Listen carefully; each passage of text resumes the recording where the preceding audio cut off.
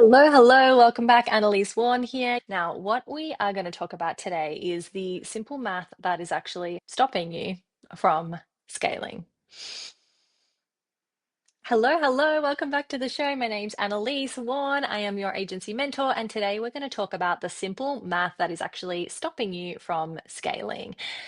So, we're going to dive in today to pricing. Now, I know you don't want to hear it, but your prices are probably too low. Now, the problem is that often our company and our prices, the numbers on the surface level actually look like they should be profitable. They look pretty good. We might think that we've increased our hourly rate from the job that we had and we've doubled it, and then that should cover all the costs. But what often happens is that we find ourselves really busy, but still kind of broke. Money comes in, but it goes out just as fast. Or, all of a sudden you have these invoices from team and you're going, hang on, that client didn't pay their invoice in time. And now there's like literally no money to pay them. These are all things that a lot of us go through when we're getting started.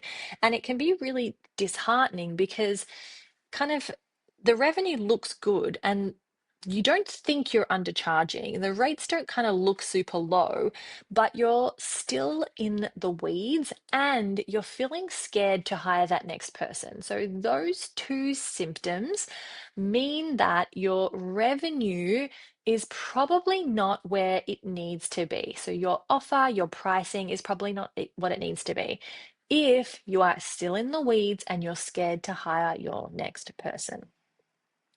So, most agencies, we charge kind of off like what we feel might be right. We might do a little bit of market research, or again, we might base it based on the previous rate that we were earning in corporate. Maybe we add a bit on, maybe we even double it, shock horror, but we're not being super strategic. Or perhaps you even base it off, you think, okay, it might take me this amount of time. Or worse, we're actually charging an hourly rate in the first place and then scared to ask three figures for that. Anything over $100 an hour, I find women are like, this is not okay. I can't ask for this. Now, if that's where you are, please, no shame, no, I feel guilty, no, I'm doing this wrong. So many of us do this wrong, right? So many of us do this wrong. I started my agency nearly 9 years ago now. I have made all of the mistakes in the book, some more than once. I'm a little bit of a slow learner. But what I realized is that so many service providers get stuck in this trap, what I call the treadmill trap. And if you've been here a little while, you might have heard me talk about this before. What it is that we undercharge. We say yes to everything because we're trying to get money in the door and we're trying to start our business. We're saying yes to everything and we're not charging enough. Because we can't charge, because we don't charge enough, we have to do it all ourselves. There's no profit there to outsource it, which means that we get really, really busy, but are not having the income that we want, right? The income and the effort are not aligned. We are not earning as much as we would like to earn for the effort that we are putting on. Because at that point, you're probably wearing all of the hats, or maybe you give a little bit of work to a freelancer and you think, oh, okay, well, she's charging 50 an hour, so I'll charge 70 and I can take $20 off the top. That is not going to be sustainable. That is not going to help you scale. Yes, in a very small context, if you are happy charging hourly, then you can skim that little bit off. But when you actually look at your real costs, you will see that this is not going to work in the long term and have you not feeling resentful in your business. And that's the point we get to, right? So we undercharge, we say yes to everything, we can't outsource, we do it all ourselves, we're burnt out, and we get resentful. What often happens is because we've taken these low value clients is that they fall off, or the projects that we've said yes to, they've disappeared. And so then we have this dip in revenue again, and then we freak out. And so guess what? We're right back at the start. That's that treadmill where we're running really fast, but we're not getting anywhere. Like what we want is just out of reach, and we can't outrun what we've created. We've created this monster, this prison, and I was right there with you. If that's where you're at, I was right there. I've been there twice in my businesses. And I know what that's like. And honestly, what it took was coming all the way back and looking at pricing. That is the root cause, and that is what we're going to talk about today. So, what is best practice? Often, what agency owners do when they hear this or they freak out because there's not enough income in the bank, there's not enough revenue in the bank, oh my gosh, because there's not enough money in the bank, is that they will map out everything. They'll map out their software and they'll map out their hours that they think that project's going to take and electricity and every little itemized nitty gritty thing. And then they will create the price for what that thing is. Now, that can work. And I think it's a good thing to do, at least initially, to get a really good idea. So go through your bank statement, have a look at everything you're actually paying for. But it can get tricky when you're trying to divide it per client or you're dividing it per project or per month. So, what I find works better actually is to work off a 3 or 4x model, but we'll get to that in a minute. I want to show you what I mean here with some real numbers. So, if I think about running ads for a client, then potentially this is what it might look like, right? There might be a 2 hour meeting initially. There might be some check ins, maybe per month, like 2 check ins for 30 minutes or so. There's going to be email back and forth for a new campaign. There might be 3 hours of research and drafting, maybe 2 hours to actually create the assets and do the creative, maybe 2 hours to edit after we've got some feedback from the client. Then we still have to like actually get into Facebook. Is Facebook working for me today? Like today, Facebook is not publishing one of my things for the last 4 days. So when I've been trying to look at the client results, it actually just still isn't working. This is the kind of stuff we have to build in, right? It's unexpected. Facebook's just being Facebook. Every now and then it'll throw you a curveball and we have to roll with it. So once you do that, right, there's still going to be more emails involved. Like there is so much time. In this example, there's 14 hours that have gone into this client. And if we're charging out at like $50 an hour, which I know so many people do, then really that's going to end up at $700 for the month in time that it is taken to get that campaign for that month up and running. Now, often people charge that amount. But even if you charge double that amount and you're charging $1,500, you might think that's amazing. I've just made $700 extra. Yes. And it doesn't work when you want scale. It might not even work if it's just you, because what about all the hours that you went into training or that are going into training your team? What about the meetings that you had to have with your team? What about the time that is going to be taken by your team or by yourself to actually track the results? What about time off? Are you going to get paid when you want a day off or you're sick? What about the software? What about the office costs? What about, the chair and the stationery in your diary? And what about the gear? Like, what about your laptop? What about your phone? There are so many things that go into it that we can't just 2x it and expect that all of these costs are going to be met. Plus, to find a really great person who you can trust with this high level client for $50 an hour is going to be a challenge. Trust me, I'm in the industry, right? So, what works? What works is, like I mentioned, more like a 3 or 4x model. And before you start to freak out around, oh my gosh, I couldn't possibly charge $200 an hour, we are not going to tell the client anything about hours. And don't tell me, please don't tell me that this doesn't work. I have been running my agency for nearly 9 years and I have never once charged an hourly rate except for my consulting, which is $800 an hour. So that price is only really when I'm going into another company or someone who, like a listener here, would like to pick my brain for an hour. That's the price, but that's the only time that I am ever charging an hourly rate or my team is charging an hourly rate. So please don't think that your people want to hear that. Yeah, maybe they want an hourly rate, and you say, and it doesn't work like that because what we are doing is as many hours as we need to get you this outcome. Or if you cannot promise an outcome, to say as many hours it takes for these deliverables, and we are aiming with these deliverables for this outcome. Because obviously, in marketing, we cannot promise an outcome because we are not God. We do not control the market, but we can promise deliverables, and we can tell them exactly what we're hoping and what we're looking at based on our experience in terms of outcome and what we can expect in terms of benchmark. But we never promise, and you don't need to either. And never once I've explained it in that way has my client gone, I need an hourly rate, because they actually prefer to know exactly what it's going to cost them up front.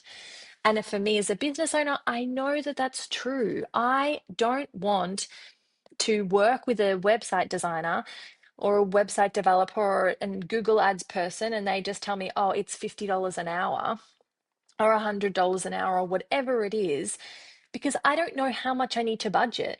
I don't know, are they slow? Are they fast? How much is it ballpark going to cost me? Is it going to cost me 500? Is it going to cost me 5,000? And your clients will be the same. They can deal with hearing it's going to cost 2,000 a month, 3,000 a month, whatever it is. And they can say yes, based on the outcome, that is in the ballpark, or that's something we're willing to explore, or no, that's out of our budget, no, thank you. And that's fine, but it works well for both people. Now, before we go on this, I want you to think about value-based pricing before we kind of dive in more with the 3-4x and you again go, I can't charge $200 an hour. Think about the value-based pricing. We are going to be pitching our services, our high ticket services, and base it off the outcome. Now, if you're basing it off an outcome, we know, or the client knows, or you know what that is worth to that client. So, for example, if you are running Facebook ads and you think that you can get them leads for under $5 and they need 100 leads to get them a sale, and the sale's worth $10,000, then you can say, okay, it's going to cost you $500 for 100 leads approximately, but from that you're going to get one client based on your current numbers. Then you know that the value of those leads is $10,000. And so if we talk in those kind of terms, then you charging 3 or 4 times what it actually costs you is a complete no-brainer, because you know that you are moving them towards their business goals. And ultimately, their business goals are going to be saving them or gaining them time and money. That's what we want at the end of the day. We pay for services that are going to make us time and money. So, how can we tie the service that we do and the outcomes to time and money in their business? Then it's value-based pricing. So, if you know you can get your client $100,000 launch, or you know you can get them X amount of views, what is that actually worth to them? Then your $2, 3, 4, $5,000 a month is a drop in the bucket if you can link it to that outcome. Also, thinking about everything that it took you to get to the point that you are now and the expertise. There's this great story about this, you've probably heard it, that there was a ship that broke down and it was costing them, I don't know, $100,000 a day, some crazy amount. They called the engineer, he came out, he knocked one knock of the hammer, and he charged them $20,000. Now, I could be getting my numbers wrong from the story, but the point is the same. Then they complained that he charged them for 5 minutes of time, then it was $20,000. And the reply was, yeah, but I knew exactly where to hit based on all of this experience. So that is the same for you. You're an expert in your field, you have experience, you haven't just rolled up one day and decided to charge this person $5,000 a month. There is all of this trial and error and investment and training and learning and skill that goes into your craft that they need to pay for in order to get the outcome they want. So when you are thinking about your pricing and you're questioning your pricing, please, please, please Come back to the value, come back to the outcome, come back to knowing that you are here to offer a service to be of service and that your ideal client, is going to be willing to pay for that so that it's a fair value exchange. Now, what agencies that do this well, what they do differently is that they are simplifying their scope. Now, I see this value underpricing really in freelancers who offer to do kind of everything. So we really want to look at simplifying our scope. We want to look at creating a productized service. So one that you take them from point A to point B, where you standardize the delivery to a certain extent. This in Facebook ads, it just means that we have a process and we follow the production schedule the same way, but the actual content and copy, of course, are going to be different. But the way that we do it is the same for every single client. And so that is really important to note. In this process, you're removing custom work, which removes that want to say yes to everything. And you're selling, like I mentioned, the outcomes. And this process of simplifying, standardizing the delivery, removing the custom work, and selling the outcomes is exactly the process that we teach inside Agency Academy. So if you want to learn more about that, then send me a DM and let's talk about it on voice notes. What this allows for, it allows for higher pricing. It allows you to be the expert in this area and deliver the outcomes you say, which means that your margins are more and you have profit there. You actually have margin, right? There's money left in the bank account every month. Like, oh my gosh, amazing. You can save for your taxes. You don't have to find them every 3 months or month or whatever it is for you. It means that your team knows what good looks like. They're happier because they know the job, they know the process. Everyone's on the same page, everyone knows how to do their work, and there's no question mark as to the quality of what you're delivering and the process of that. So everyone is happier. It means you need fewer clients, right? Would you prefer to get $10,000 from 10 clients or $10,000 from 2 clients? I know the answer for that, and I know what's easier, and I know what your team are going to be happier with as well. And it means too that when you've productized, you've got a really defined scope. It means that you're going to get them better results, which is better for you, it's better for the client, and it's better for your referrals. So, these agencies we work with, it's not like they have a different skill set to others. They just have a different structure, and therefore their day to day in their business looks very, very different. And I promise you, and I know from experience, that it is so much more enjoyable when you feel really confident in what you're offering people and that you feel great about it and your clients get results. You sell better as well, which just makes the whole process so much more rewarding. And you do really feel like then you're being of service, which is sometimes hard to do if you're not sure of the results you're going to get because you're stretched so thin, you don't have the time to invest in clients in the way that you would like to. So that is it from me for this session. Now, I really encourage you to look at your pricing. Look at your pricing, think about what your margins are. And if you would like access to the free cost document that is a template for what we use inside our own company and what we teach inside Agency Academy, then you can find the link for that below or DM me on Instagram. You can DM the episode number and you will be able to get the link for that, for the cost document, which can help you get started on creating your own version of that. So that's it from me for today. Until next time, I will see you on the next one.